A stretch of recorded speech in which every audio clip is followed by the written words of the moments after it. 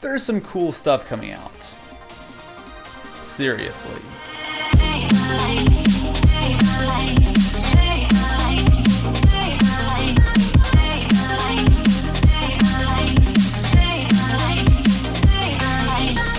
Starting off at number 5, we have Touch ID.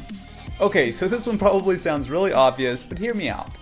Everyone has what is basically a completely unique password on each finger, so it only makes sense to use them, right? Fingerprint scanners have been around for a while now, in laptops and even an Android phone a couple years ago, the Motorola Atrix 4G. What makes all of this cool again is, surprise surprise, Apple. So the iPhone 5S has Touch ID, which is a fingerprint scanner built into the home button. This is a surprisingly awesome feature that allows you to simply tap your thumb against the button and bam, your iPhone is unlocked. Now, a lot of people have been a little hesitant that Touch ID has been hacked or that the NSA is collecting their fingerprints. While no security is foolproof, to actually hack Touch ID is actually pretty hard.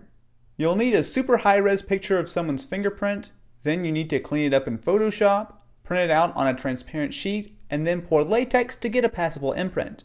Way easier than guessing someone's passcode, right? On top of that, your fingerprint data is stored securely on the phone in a way that makes it basically impossible for anyone to ever get. It's basically a win-win for keeping your phone secure and still simple to use, all with the power of your thumb. At number 4, we have Google Fiber. Okay, I'm just going to throw this one out there. I'm incredibly jealous of everybody who has Google Fiber. It's just basically the greatest thing ever. Average internet speeds in the United States are 7.4 megabits per second, where fiber comes in at a full 1,000 megabits per second. It's 135 times faster. I mean, I just really don't know what else I can say about that, except that I want it. But what can you exactly do with such fast internet? Well, you could load every single one of my nearly 1,000 videos in full HD, and it would take you 9 minutes and 14 seconds. Or you could download one of the best looking PC games out, Crysis 3, in just a minute and 7 seconds. Want to catch up on Game of Thrones? You could download the entire 3rd season at Blu-ray quality in 53 seconds. I could keep going, but I think you get the idea. Google Fiber is stupid fast. Unfortunately, not everyone can get fiber right now. It's available in Kansas City at the moment, and they're expanding to Provo, Utah and Austin, Texas. So while you and I probably won't have fiber anytime soon, super fast internet is coming and I can't wait. At number 3, we have the Oculus Rift. Earlier this year at E3, I got to try Oculus Rift, this goofy looking headset right here. Now basically it's a screen with a couple of bits of optics as well as a motion sensor inside, and it is one of the coolest pieces of tech that I've seen in a long time. It's a full 3D virtual reality headset, and it is the most immersive way I've ever played a video game. Thanks to the head tracking, you can look around in-game and actually see what's going on, which is incredibly awesome. The display built into the Oculus is only 1280 by 800, which when it's right in front of your face is fairly low resolution, however the final consumer version will be 1080p. One of the coolest things about the Rift is how easily you forget you're wearing it. Because you see a different image with each eye, the 3D is totally natural, unlike 3D movies for example, and even if you wear glasses, you can just swap whatever lens you like in and you're good to go. I've been playing with the Rift for a little while now, and once the final version is ready, it's going to be practically a must-have for gaming. At number 2, we have 3D printing. Okay, so this is definitely the weirdest sounding thing on my list. I mean, come on, even normal 2D printers still suck. A 3D printer will typically use plastic to print layer after layer of material down until a full model is complete.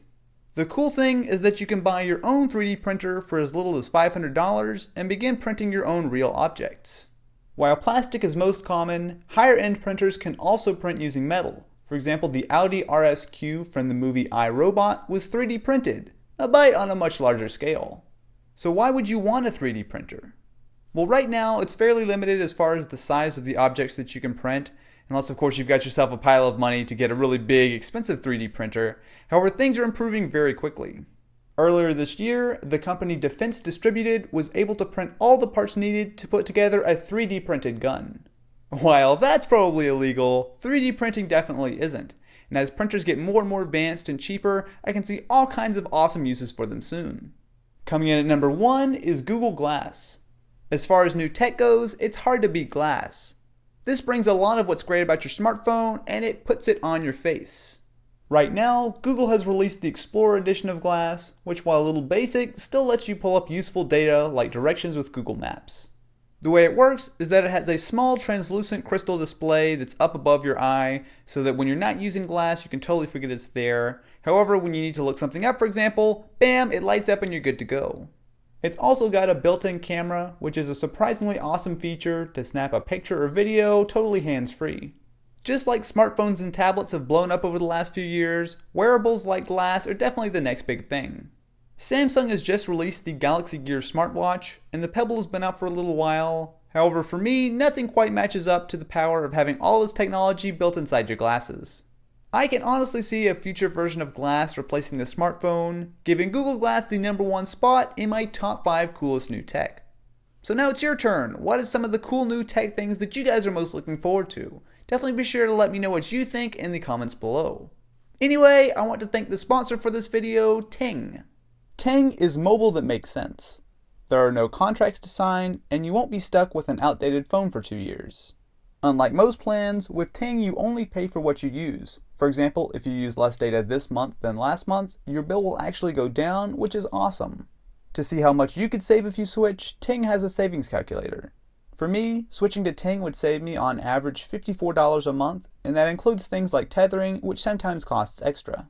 If you want to check Ting out and support the channel, go to austin.ting.com and you'll save $25 on buying a Ting device, or get a $25 credit if you bring your own phone.